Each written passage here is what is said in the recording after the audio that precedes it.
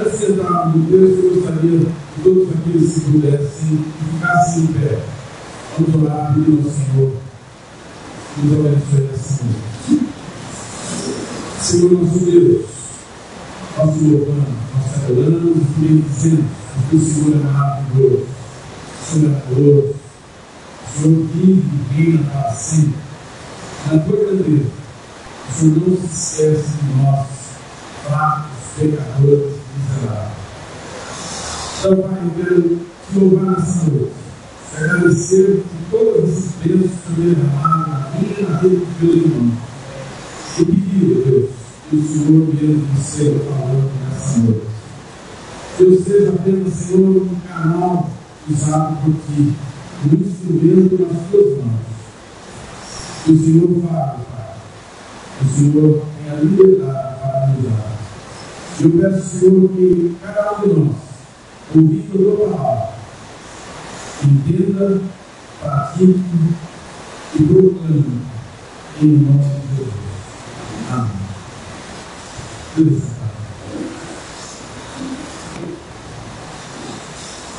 antes de ele falar o nosso texto, eu gostaria, a semelhança da última vez que pregamos aqui, que propomos uma viagem no tempo, e fizéssemos uma simulação, um exercício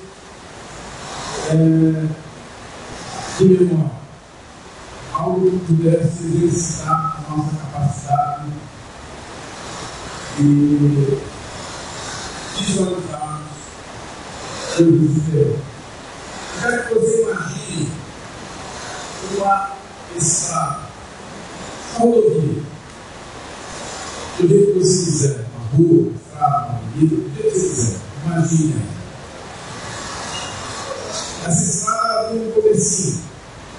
Se você quiser, ela pode começar dentro da sua casa, entre os seus móveis, entre as paredes da sua casa, entre os fundos. A partir daí ela vai se ampliando e nós vamos andando por essa estrada. E agora eu quero que você coloque nessa estrada um pequeno carro. E nós vamos caminhando. Nós vamos rodando com esse carro. O carro novo, nós somos motoristas novos. A estrada nós não conhecemos direito. Então por isso nós vamos devagar, sem pressa, com cuidado. E vamos saindo. Vai imaginando isso, vai colocando na sua cabeça essa cena. Nós estamos transitando com esse carro. À medida que vamos ganhando confiança, a nossa direção, vamos conhecendo melhor o carro, nós vamos desenvolvendo um pouco mais de velocidade, vamos tendo um pouco mais de ousadia, vamos fazendo até algumas peripécias estranhas e vamos seguindo. De repente a gente começa a notar que essa estrada dos seus lados tem atrativos, tem coisas que chamam a atenção, que nos distraem. E com o passar do tempo, a gente acaba notando que a estrada em si acabou perdendo um pouco o foco. Nós estamos transitando, mas os nossos olhos, a nossa mente, está mais voltado naquilo que está à beira da estrada do que ela propriamente dita. Isso vai acontecendo mais frequente, cada vez mais. O tempo vai passando, continua passando, até que um dia, sem que a gente perceba, nós vamos nos encontrar numa ladeira. Sabe quando esse dia chegar? Nós ficamos só preocupados preocupado em ficar olhando na estrada, lá para cá, aqui para lá. Ficamos um pouco desatentos, um pouco desleixados com o nosso carro. Estamos cuidando também dele, a pintura não está boa, os pneus estão um pouco carecas, o freio está naquele estado de que você tem que ficar pisando várias vezes no pedal para segurar. E aí estamos na madeira. A madeira vem indo. Esse carro começa a ganhar velocidade. A velocidade vai aumentando. O desespero também. Você já começa a falar: Senhor, como é que eu vou parar esse carro? E aí, de repente, você vê lá no final da madeira 3 carros parados, ocupando as 3 faixas da pista. A Mercedes, a BMW e uma Ferrari. Aí você olha para a sua situação e fala: nossa, não consigo nem arrumar, dar manutenção no meu carro. O que eu vou fazer para pagar esse carro? Vou acabar batendo, não vou conseguir parar. Aí você olha do lado, pela calçada, né? Aí você fica cheio de gente. Você não vai poder pôr em risco a vida de outras pessoas. Só resta atingir aqueles carros. E o seu pensamento: puxa, eu tomara que ninguém mais se machuque, né? Só eu. Os carros estão lá. São carros caríssimos. Sua situação financeira terrível. Você não consegue comprar um pneu. Assim, carros ali que valem horrores. E o inevitável acontece. Você tenta fazer uma manobra cruz, o carro sai de lá e pega 2 aqui, não era um só. 2. Consegue imaginar isso? Você numa pobreza lastimável, sem condições de puxar um gato para o rabo, e atinge 2 desses 3 carros caríssimos. E agora? Para melhorar um pouco essa história, nós estamos num país onde, se você não conseguir salvar a sua vida, você vai preso até morrer. Ou você não deve pagar, ou vai preso. Aí começa a história do sonho. Não. Ele foi imprudente, ele foi negligente, ele foi impedido, ele não conseguiu fazer esse carro parar, estava na alta velocidade. Aí chega a polícia, vai levar você preso. Mas nesse instante aparece um advogado, uma figura maravilhosa. E esse advogado se interessa pela minha causa naquele momento. Cada um se coloca dentro do carro. E ele chega e diz: eu posso resolver o seu problema.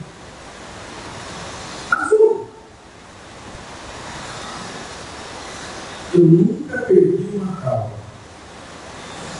Se você permitir, eu resolvo o seu problema. Te livro da prisão perpétua, acerto todas as suas dívidas, e você ainda não vai ficar me devendo nada. Não é possível. Você já viu um advogado assim aqui? Estou vendo um aqui, não sei se é assim. Não, né?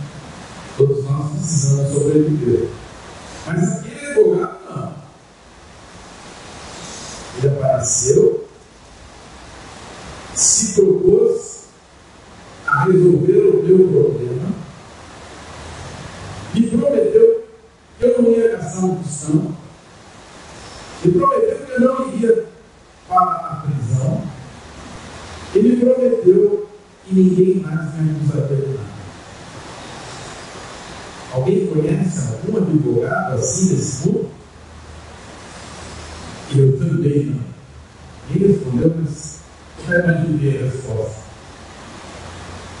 Então eu quero entrar no nosso texto dessa noite. Abra sua Bíblia lá em 1 João. Primeira Epístola de João.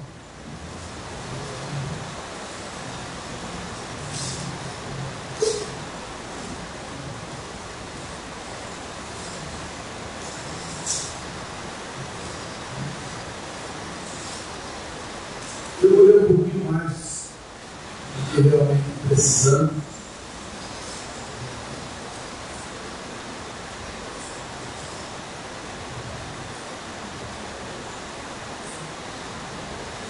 A partir do capítulo 1, verso 1, até o capítulo 2, verso 2. Acompanhe comigo, texto meu.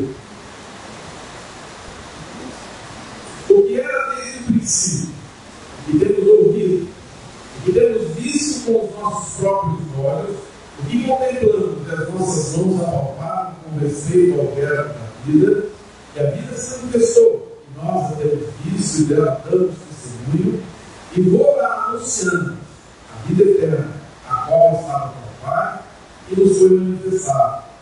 O que temos visto e ouvido, anunciamos também a outros, para que vós, igualmente, mantenhais comunhão conosco. Ora, a nossa comunhão é com o Pai e com o seu Filho, Jesus Cristo. Essas coisas, pois, nos escrevemos, para que a nossa alegria seja completa. Ora, a mensagem que da parte dele temos ouvido e nos anunciamos é essa: que Deus é luz e não há nele treva nenhuma. Se dissermos que mantemos comunhão com ele e andarmos nas trevas, mentimos e não praticamos a verdade. Se porém andarmos na luz, como ele está na luz, mantemos comunhão uns com os outros, e o sangue de Jesus, seu Filho, nos purifica de todos os pecados. Se dissermos que não temos pecado nenhum, a nós mesmos nos enganamos, e a verdade não está em nós. Se confessarmos os nossos pecados, ele é fiel e justo para nos perdoar os pecados e nos purificar de toda injustiça. Se dissermos que não temos cometido pecado, fazemos-lo mentiroso, e a sua palavra não está em nós. Filhinhos Deus, essas coisas vos escrevo para que não pequeis. Se todavia alguém pecar, temos advogado junto ao Pai, Jesus Cristo, o justo.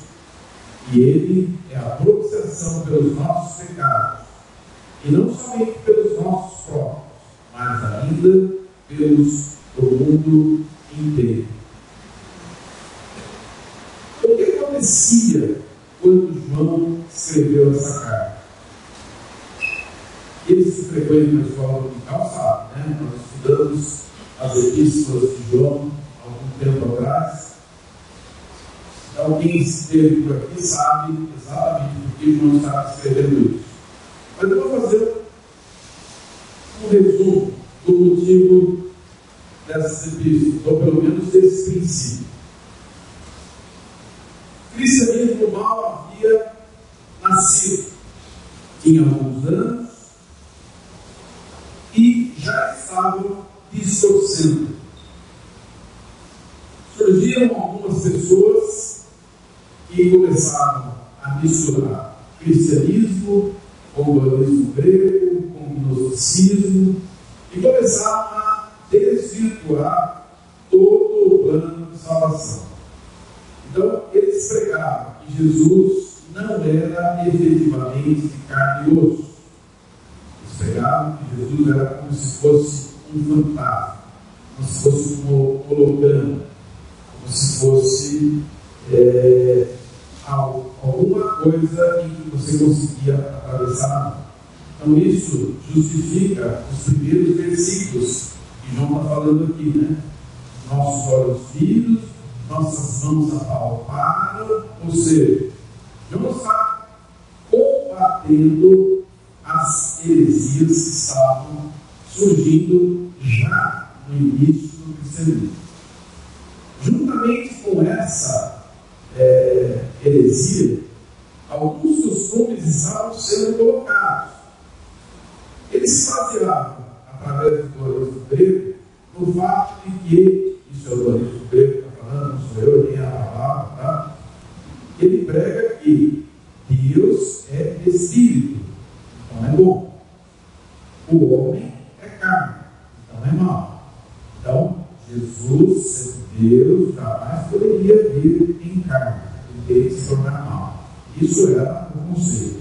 E por conta disso, eles diziam que o que importava realmente era o espírito, e não a carne. Então, o que começou a acontecer? O tratamento, ou a assistência, que era dada às viúvas, aos órfãos, aos idosos, aos necessitados, começou a ser negligenciado. Então, não intervém, alerta a ou às igrejas que estavam sob a sua responsabilidade e coloca tudo isso. Define claramente o que é pecado e o que não é pecado.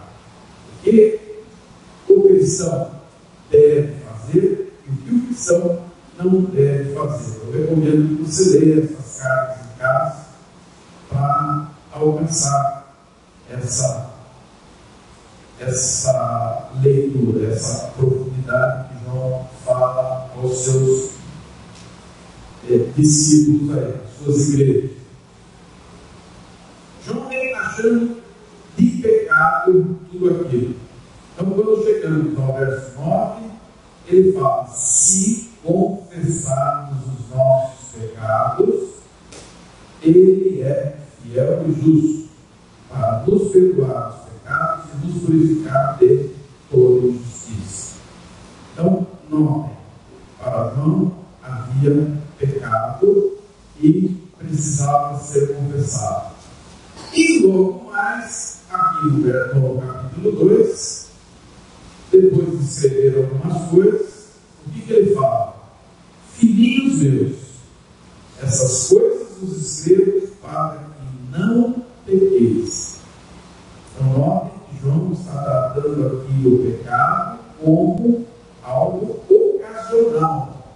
É um acidente de percurso, não é uma prática. E em seguida ele fala: se todavia alguém pecar, temos advogado junto ao Pai, Jesus Cristo o justo. É aí que queremos chegar. Nós temos um advogado ao estilo da nossa história. Um dia Deus resolveu que queria ter a nossa companhia de volta. Nós fomos afastados da companhia de Deus por conta do pecado, perdão, e todos são afastados. E Deus, na sua misericórdia, compadecido de nós, ele resolveu ter comunhão de novo conosco. Mas o pecado era um empecilho, o pecado era uma barreira. Então ele envia Jesus, Jesus se faz homem, assume a nossa natureza humana, vive a nossa vida em todos os termos, com exceção do pecado. Ele sofreu, ele se alegrou, ele sorriu, ele chorou, ele teve fome, ele teve sede, enfim, tudo que um ser humano experimenta, Jesus experimentou.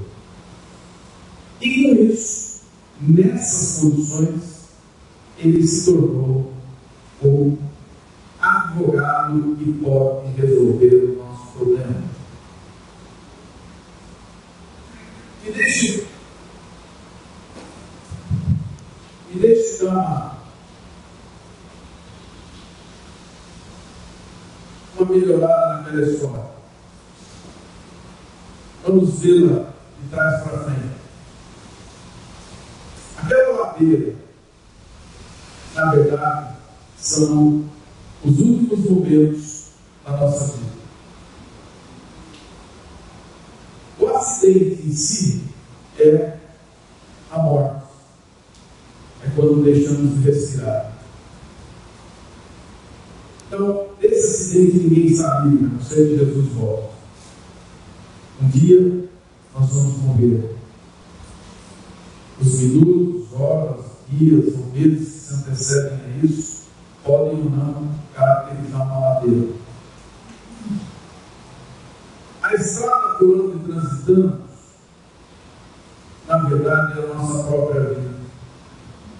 Quando eu disse que essa estrada podia começar dentro da sua casa, eu estava falando cada um de nós, bebezinho, começando a gatinhar, caminhar, de repente conseguimos dar os primeiros passos, os móveis e utensílios da casa vão nos atrapalhando, os nossos passos são trôpegos, são frágeis, mas o tempo vai passando e a gente vai melhorando as nossas condições, vamos crescendo e aprendemos a andar, depois aprendemos a correr e vamos vivendo. Quando eu disse que na estrada há muitos atrativos à beira dela,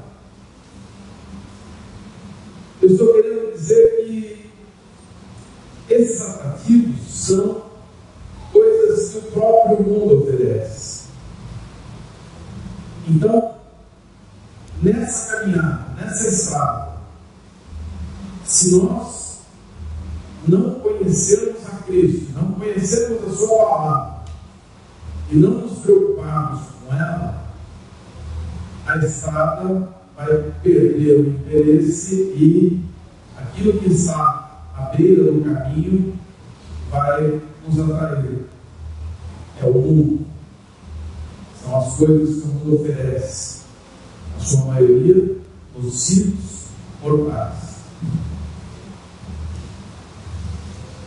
Inevitavelmente, todo ser humano que não tem Jesus no seu coração, na sua vida, quando morre, vai definitivamente para uma prisão. Não tem escapatória. Morreu sem Jesus, o destino é o inferno. É isso que a Bíblia fala. Pode ser um pouco duro, mas é isso mesmo. Não há apelação depois da morte. Jesus é nosso advogado e nós podemos tê-lo como nosso advogado enquanto vivermos. Enquanto estivermos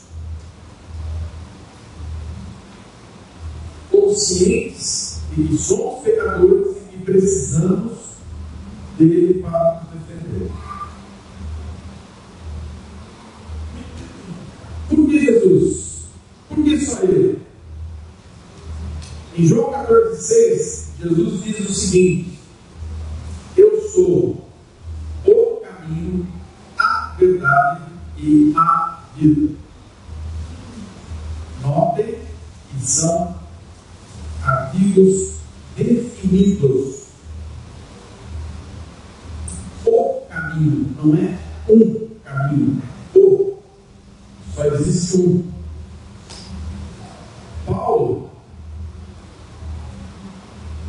lá em Atos 4:12, nós vemos o seguinte: e não há salvação em nenhum outro, porque debaixo e abaixo do céu não existe nenhum outro nome dado entre os homens, pelo qual importa que sejamos salvos.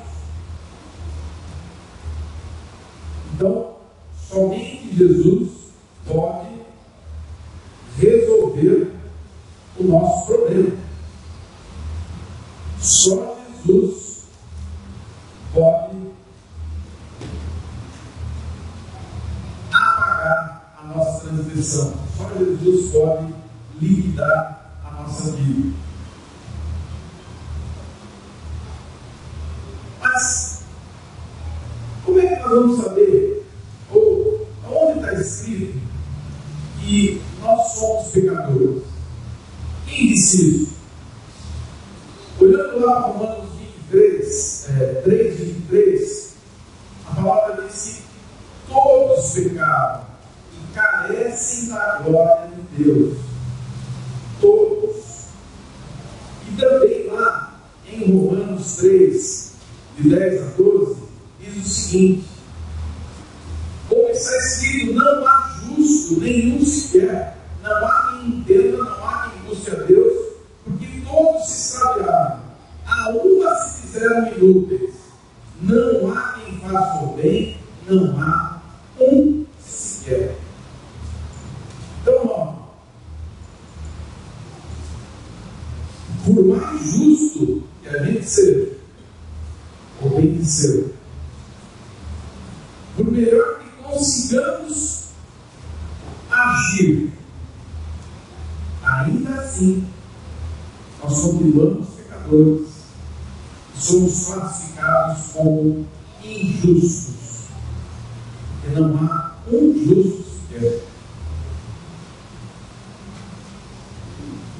E como resolver isso? Se temos a consciência que nós somos pecadores, e agora temos, nós precisamos confessar isso. Dizer para Deus, dizer para Jesus: olha, eu sou realmente um pecador. Eu preciso do Senhor. O texto aqui de 1 João 9 é bem claro: se confessarmos os nossos pecados. Notem que os pecados sempre têm nome. Os pecados sempre são conhecidos. Então, se confessarmos os nossos pecados, Ele é fiel e justo para nos perdoar os pecados e nos purificar de toda injustiça. Mas esse confessar é um confessar movido pelo arrependimento. Não é aquele confessar assim, você fez isso, fizemos aí. O cara confessou, mas não está um pouco arrependido. Não é? Então, primeiro, você tem a consciência que é pecador. Segundo, isso te incomoda. Terceiro, você confessa que é um pecador. O salmista lá no Salmo 51:17 diz que sacrifícios agradáveis a Deus são o espírito quebrantado, o coração compungido e contrito não desprezará a Deus.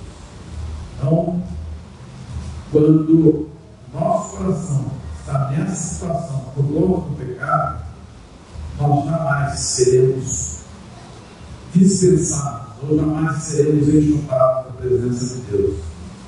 É isso que Deus espera de cada um de nós. Romanos 10, de 9 a 11, também nos dá uma dica de como podemos fazer. Se com a tua boca confessares Jesus como Senhor, e em teu coração creres que Deus o ressuscitou dos mortos, dentre os mortos, serás salvo. Porque com o coração se crê para a justiça, com a boca se confessa a respeito da salvação. Porquanto a Escritura diz: todo aquele que nele crê não será confundido.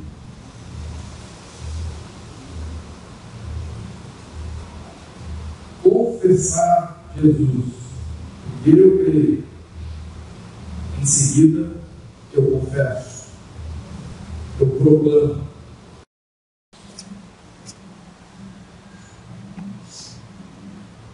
Nós precisamos ser Jesus na nossa vida. Desde que João fala, no capítulo 5 da sua primeira epístola, nos versos de 11 a 13, ele diz o seguinte: olha, e o testemunho é esse, que Deus nos deu a vida eterna, E essa vida está no seu Filho. Aquele que tem o Filho, tem a vida. Aquele que não tem o Filho de Deus, não tem a vida. Essas coisas vos escrevi, a fim de saber que se tendes a vida eterna, a vós outros, que credes em o nome do Filho de Deus. Então, nós, para ter Jesus como advogado, é preciso tê-lo como Senhor e Salvador da sua vida. Baseado na história que eu propus a vocês, e levando essa história, que lá tem um caráter financeiro, para a palavra de Deus, que tem um caráter espiritual, e portanto eterno, seria fácil dizer: eu quero esse advogado. Esse é o advogado que interessa. Mas fácil. Tem muita gente que não aceita esse advogado. Tem muita gente que foge dele. Tem muita gente que acha que fazendo obras vai ser salvo.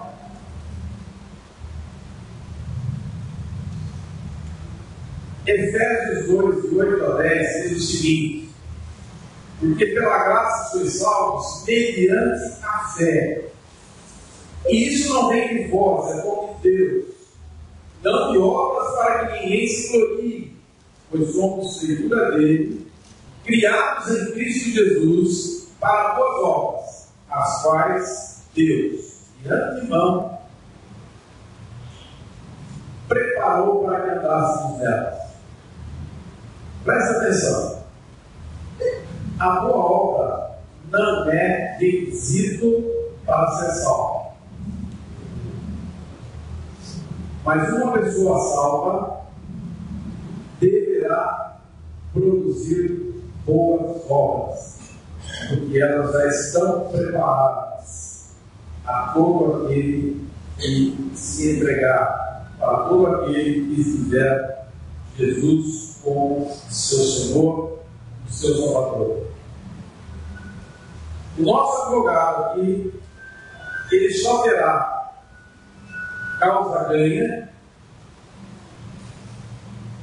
se permitirmos que ele haja. E infelizmente tem gente que não permite. Tem gente que acha que precisa pagar isso de alguma forma. Mas a nenhum de nós é dado esse privilégio. Por quê? Porque nenhum de nós consegue pagar algo que é, devia ter visto pelo meu nome, né? Impagável. Nem que conseguisse viver mais 10, 20, 30, 50 mil anos sem cometer nenhum pecado, e fizesse toda a obra do mundo, eu não pagaria pelos pecados que eu já cometi nesses 56 anos. Não haveria condições para isso. Somente Jesus pode fazê-lo. Somente Jesus, na sua misericórdia, pode fazê-lo. Então, ó, a palavra diz: ao pecar, essa morrerá. A palavra também diz: todos pecaram e precisam, carecem, necessitam da glória de Deus. E aí eles perguntam: então por que tem gente viva aí? Por causa da misericórdia de Deus. Então, na misericórdia de Deus, Ele não nos mata. Aquilo que é direito fazer, Ele não faz. E quando Jesus entra na história, entra também a graça. Se todos são pecadores, então ninguém merece o céu. Mas quando Jesus entra na história, nós temos a vida eterna. É o texto de 1 João 5, de 11 a 13. nós temos, nós, o verbo é presente, tem a vida eterna, não é terá, tem, é agora, é já, não há retardo para isso. Então, quando Jesus entra na história, nós recebemos essa vida, e essa vida só vem pela graça. A misericórdia de Deus, Ele não nos dá aquilo que nós merecemos, a ordem. E na graça de Deus, Ele nos dá aquilo que nós não merecemos, a vida eterna. Diante disso tudo,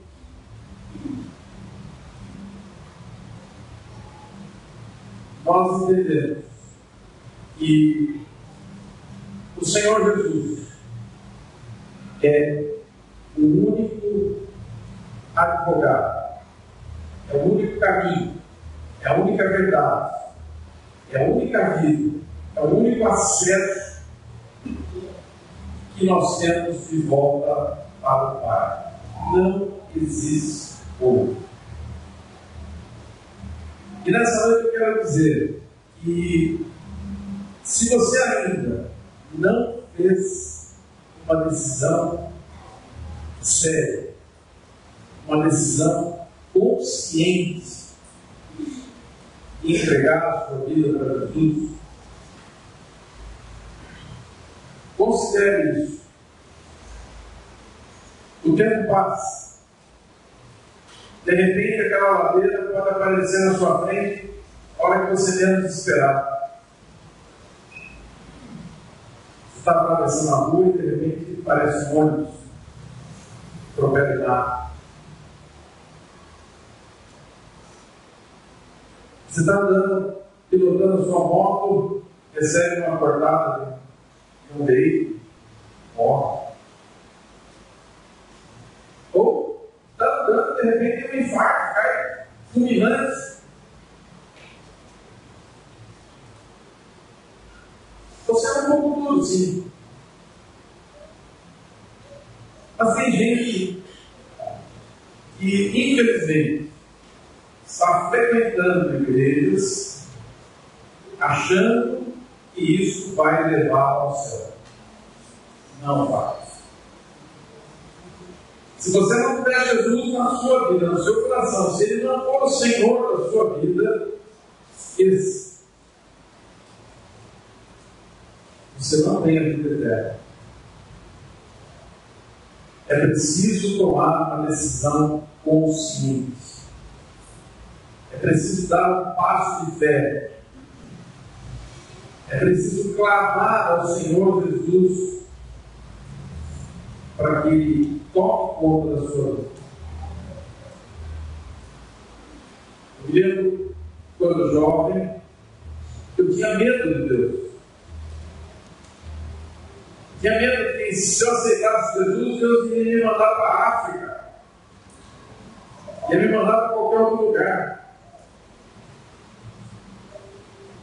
Depois de muito tempo eu descobri que aquele Deus que eu achava que conhecia não era um Deus de amor que enviou Jesus para me resgatar. Aquele lá era um Deus tirano. O Deus que eu conheço agora é um Deus misericordioso. É um Deus que está querendo se relacionar conosco. E para isso, o caminho é Jesus. E para ter essa comunhão, o caminho é Jesus. Não há outro. Nós vamos orar. Eu quero chamar meu irmão Pedro Henrique.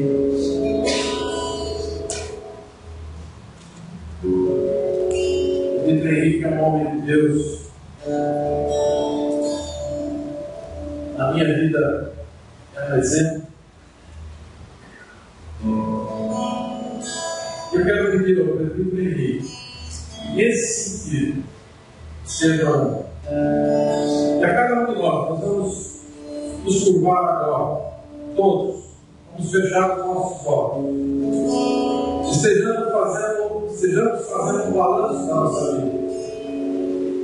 O que temos feito a respeito do verbo da vida? Como temos nos portado diante dos seus insistentes chamados? Quando você faz isso, quero pedir que você esteja orando por você nessa noite. Deus amou o mundo de tal maneira que Deus seu filho, todo que vem, não pereça, mas sim a vida eterna. Deus sacrificou aquilo que ele mais precioso. Deus preparou tudo para que nós sejamos salvos. A responsabilidade é de cada um. É interessante que ele diz: se hoje ouvirmos sua voz, não endureçais o vosso coração. Se o teu coração está duro, não abre o seu coração nessa noite, porque sem ser fatalista, pode ser a luta. O Espírito da vida pregou muito bem. Nós não sabemos quando é o basta de Deus. Existe um basta que chega. Provérbio 29, diz que aquele que muitas vezes é chamado, endurece o coração, será quebrantado de repente, sem que haja cura. É o basta de Deus. Esse dia Deus fala: chega. A gente parte está sempre o nome de Deus. Não porque Deus não providenciou tudo, porque tudo foi providenciado antes da fundação do mundo. Deus nos amou. Então nós precisamos olhar para dentro de nós e ele diz: eis e sua parte lá. É interessante que nós usamos essa palavra para dizer, ou para chamar aquelas pessoas que ainda não se decidiram por Cristo. Mas ele está dizendo isso para a igreja: esse for sua porta de barro. Às vezes a porta do nosso coração sempre meio aberta, entreaberta, mas depois de um certo tempo a gente fechou. Ele diz: filho meu, dá-me teu coração e teus olhos sagrados do meu caminho. O líder vai em pé. Se existe alguém ainda que está com o coração fechado, alguém que tem dúvidas, não ande na dúvida. A dúvida mata. Alguém que não tem certeza que foi tocado e salvo pela graça imerecida. Alguém que não entendeu.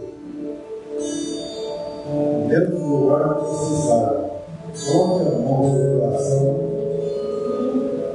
quebrando seu coração, pede para o Espírito Santo de Deus e tocar. Fala: Senhor, tenha misericórdia de mim, sou pecador. Entra na minha vida, transforma minha vida, lava e purifica com o sangue de Jesus. Eu quero ter uma nova vida a partir desta noite. Eu quero te seguir. Me leva para onde tu quiser, porque aonde tu me levar é o melhor lugar que eu possa pensar. Oremos. Deus de paz, Deus de misericórdia, Deus de amor, o Senhor nos amou antes da fundação do mundo. O Senhor preparou tudo para que fôssemos salvos. O Senhor enviou o teu Santo Espírito para nos conscientizar do juízo, do pecado e da justiça. O Senhor enviou o seu Filho amado como sacrifício para que nós fôssemos salvos. Nem pouco o homem se oferecesse todo mundo para salvar uma única alma, não seria possível.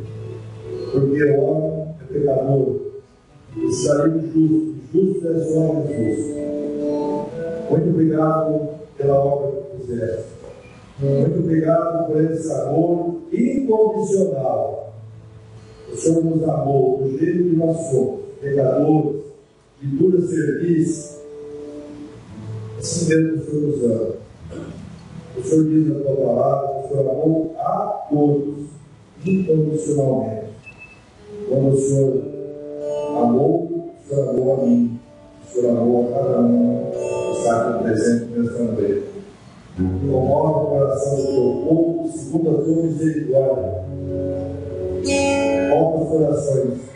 Quebra os grilhões, quebra as cadeias. E foi para isso que o Senhor enviou o seu Filho. Para abrir os olhos, para quebrar as cadeias, para quebrar as prisões, para anunciar o tempo aceitável do Senhor que é hoje. O Senhor disse: hoje ouvi a minha voz, não endureçais mais o vosso coração, mas que possamos estar nos entregando nas tuas mãos, para sermos lavados e purificados, para sermos curados, para sermos salvos desse mundo tenebroso perdido, para sermos salvos da tua graça. E através dessa condição, dessa entrega, nós possamos nos alegrar do Senhor, nós possamos caminhar de fé em fé, sabendo que o meu justo viverá pela fé. Nós sabemos, ó Pai, que o coração do Senhor se alegra, os anjos do Senhor se alegram quando o pecador se arrepende. E que no céu, nessa noite, nesse momento, possa estar em alegria e festa por todos aqueles que tomaram uma decisão agora de entregar a sua vida, de não reter mais, de não brigar mais, de não se envergonhar, mas de se entregar em tuas mãos, dizer: Senhor, toma minha vida em tuas mãos, ela pertence a ti, porque o Senhor comprou minha vida, não foi com ouro, não foi com prata, não foi com coisas perecíveis desse mundo, mas o Senhor comprou minha vida por alto preço. O Senhor pagou minha vida com o sangue do teu Filho Jesus. Por isso, lava e purifica o igreja de todo pecado, de todo mal.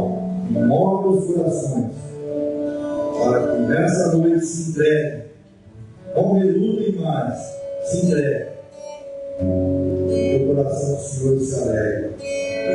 Agora agradecido, Pai, entregue a minha vida e a vida da igreja do Panaim, de todas as famílias, de todas as pessoas que aqui têm congregado, que estão presentes nessa noite. Entregue em tuas mãos, para que o Senhor as cure, para que o Senhor as receba, para que o Senhor, por avante, continue nos dirigindo. Em nome do Filho amado Jesus. Amém.